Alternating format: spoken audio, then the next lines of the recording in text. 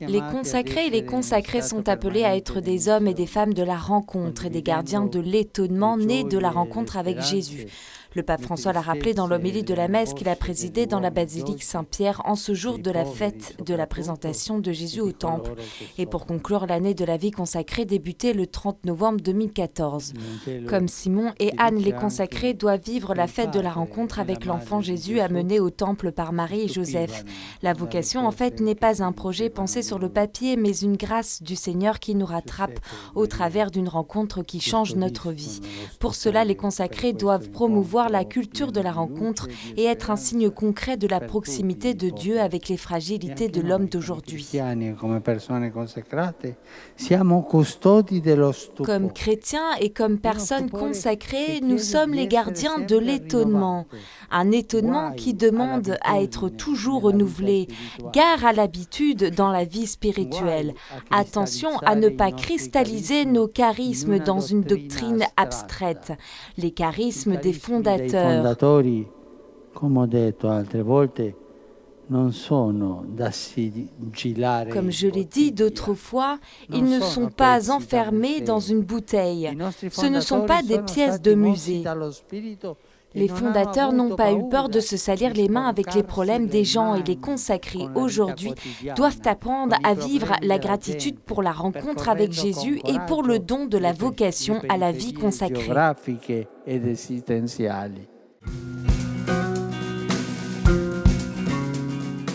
La vraie justice est celle qu'apporte la miséricorde de Dieu, qui pardonne aux coupables, qui reconnaît le mal fait et arrête de le faire, précisément parce qu'il est pardonné et aidé à trouver la voie du bien. C'est ce qu'a souligné le pape dans la catéchèse de l'audience générale de ce matin, place Saint-Pierre, dédiée à la miséricorde et à la justice. Le pape a expliqué que la justice se retribue, qu'elle se limite à infliger une peine aux coupables, qu'elle ne vainc pas le mal, mais simplement l'endigue. On vainc le mal en y répondant par le bien, comme la victime qui s'adresse au coupable pour l'inviter à la conversion, en l'aidant à comprendre ce qu'il a fait de mal. Ainsi, a expliqué le pape François, le cœur s'ouvre au pardon qui lui est offert et ainsi se résolvent les conflits dans la famille, où l'offensé aime le coupable et désire sauver la relation qui le lie à lui.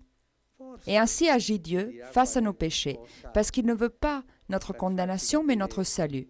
Il voulait saluer Pilate et aussi Judas, a ajouté le pape. Le problème est de les laisser entrer dans le cœur, parce que celui de Dieu est un cœur de père qui ne nous récompense pas en fonction de nos fautes. Un padre che ci aiuti a cambiare vita.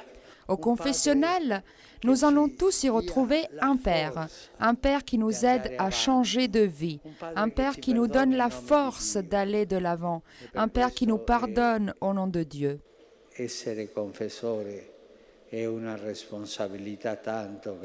C'est pour cela qu'être confesseur est une si grande responsabilité, si grande, parce que ce fils, cette fille qui vient à toi, cherche seulement à trouver un père. Et toi, prêtre, qui es dans le confessionnal,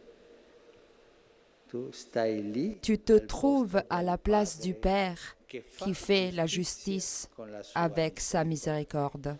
Grazie. Del tuo seno, Gesù. Santa Maria, Madre di Dio, prega per noi peccatori. C'est un hommage appuyé qu'a rendu le pape et près de 25 000 fidèles en priant près des dépouilles de Padre Pio et de Saint Léopold Mandic exposés en la basilique Saint-Pierre spécialement pour l'année de la miséricorde. Une longue procession menée par Monseigneur Fisichella, président du Conseil pontifical pour la promotion de la nouvelle évangélisation, a démarré de l'église de San Salvatore di Loro, dans le centre de Rome, où les reliques sont exposées depuis jeudi dernier. Le cardinal Angelo Comastri, vicaire général du pape pour le Vatican, a salué l'amour des deux saints pour la confession. Des milliers de personnes ont confié leurs intentions au Père et ont découvert la joie de croire en Jésus. Ces jours sont l'occasion pour retrouver la ferveur de la foi et l'enthousiasme missionnaire qui caractérisent leur vie. Après la litanie des saints, la foule a été invitée à aller se confesser et à réciter le rosaire. Per sperimentarli anche noi.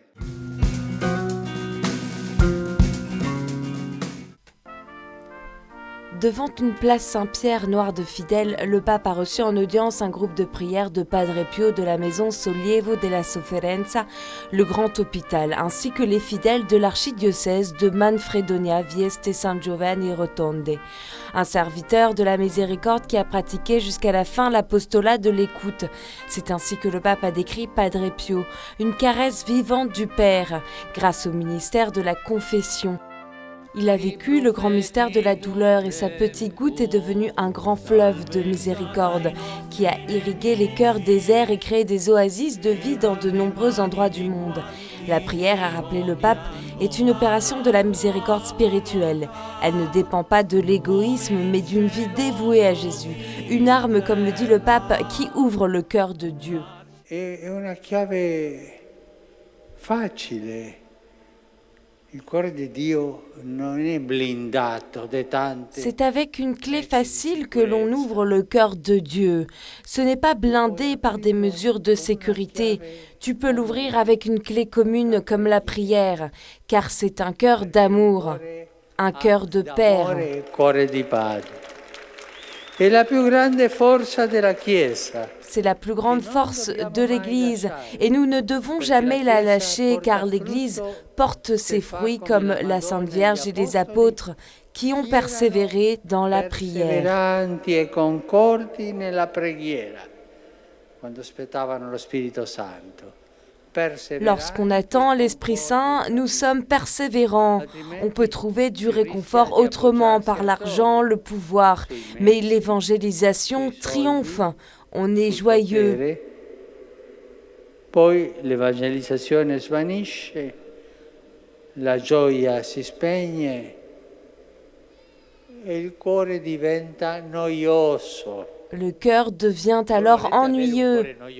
Vous voulez avoir un cœur ennuyeux? Vous voulez avoir un cœur joyeux?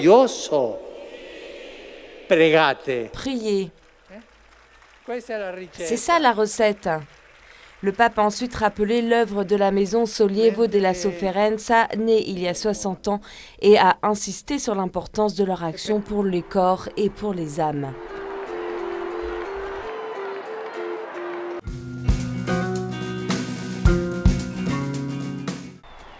Une nuit a passé à pêcher au large avec des paniers qui restèrent vides jusqu'à ce que le maître ordonne d'y retourner.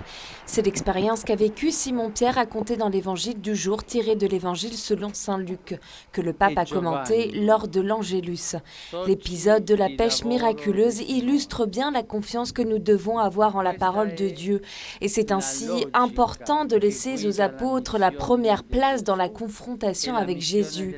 Pierre, a noté le pape, retient qu'il faut établir une distance entre les pécheurs et le saint.